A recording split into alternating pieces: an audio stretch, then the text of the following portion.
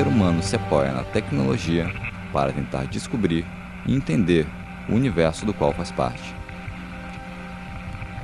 À medida que essas tecnologias avançam, novas perspectivas vão surgindo, e aquilo que era observado sob determinado ponto de vista revela mundos paralelos repletos de novas informações. Assim como um satélite, em órbita no espaço, pode fotografar abrangentes imagens de uma galáxia ou detalhes específicos de um planeta, um organismo vivo também pode ser observado sob diferentes perspectivas.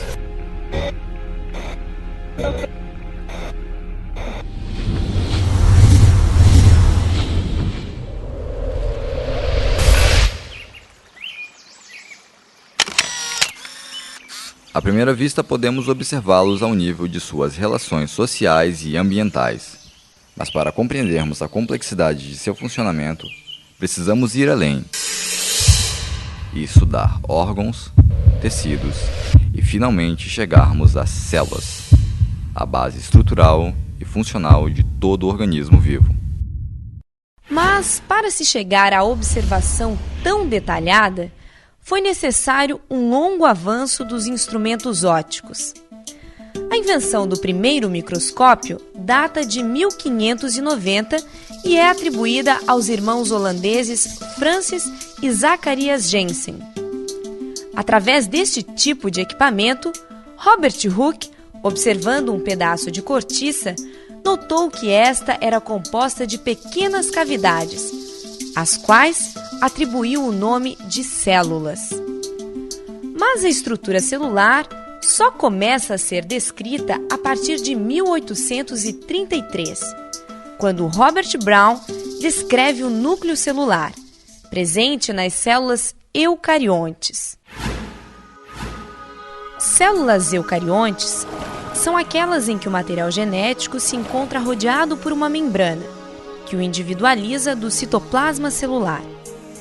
Diferente das células procariontes, aquelas encontradas em seres extremamente simples como as bactérias, nas quais o material genético se encontra disperso no citoplasma.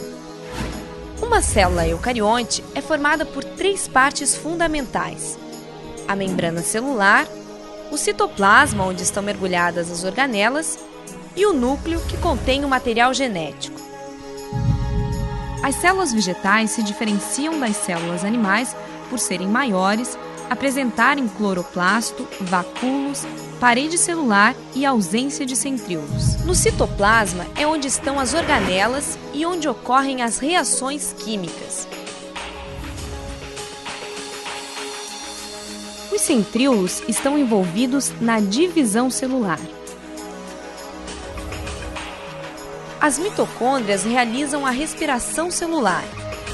O retículo endoplasmático transporta substâncias. Os ribossomos sintetizam proteínas. O complexo de Golgi processa estas proteínas, adaptando-as para as mais diversas funções. Lisossomos são encarregados pela defesa e nutrição da célula. O citoesqueleto é um emaranhado de proteínas que dá forma e auxilia na movimentação celular. E os plastos são organelas exclusivas das células vegetais, que têm a capacidade de absorver a luz solar e sintetizar compostos orgânicos. Os vacúolos são responsáveis pela osmorregulação. O núcleo é onde se armazenam as informações genéticas e onde ocorre o controle das reações químicas da célula. Todas estas organelas trabalham articuladamente, numa rede de processos que as faz interdependentes. No entanto, para podermos aprofundar nosso estudo, vamos nos focar em 3 processos fundamentais, ignorando por ora outras funções celulares. Veremos a produção de energia com a participação das mitocôndrias e dos cloroplastos, a troca de substâncias através da membrana plasmática e a síntese de proteínas com a participação dos ribossomos e RNAs. As células, para realizarem suas funções, ela necessita de energia. Então, Para produzir, então, ou armazenar essa energia, ela vai buscar fontes, como, por exemplo, a glicose. A glicose, disponível numa célula, através do seu citoplasma, ela passa por uma série de reações químicas, onde essa glicose vai ser desmontada, liberando energia, e essa energia, então, vai ser transferida por uma molécula chamada de ATP. E o ATP é uma fonte imediata. Por que uma fonte imediata? Porque basta a presença de uma enzima para liberar o último fosfato do ATP e disponibilizar essa energia para que seja utilizada por qualquer atividade por essa célula, né? E por que então não poderia ser utilizada a energia diretamente de uma molécula, por exemplo, de glicose? Porque, em primeiro lugar, se for liberada toda aquela energia de uma molécula de glicose de uma forma imediata, o que vai acontecer? Parte dessa energia ela é liberada numa forma de calor e isso levaria então à temperatura do organismo. E essa temperatura muito elevada leva ao processo de carbonização celular, como consequência a morte dessa célula. Então, todas as etapas para extração da energia dessas moléculas para produzir o ATP, ela deve acontecer por etapas.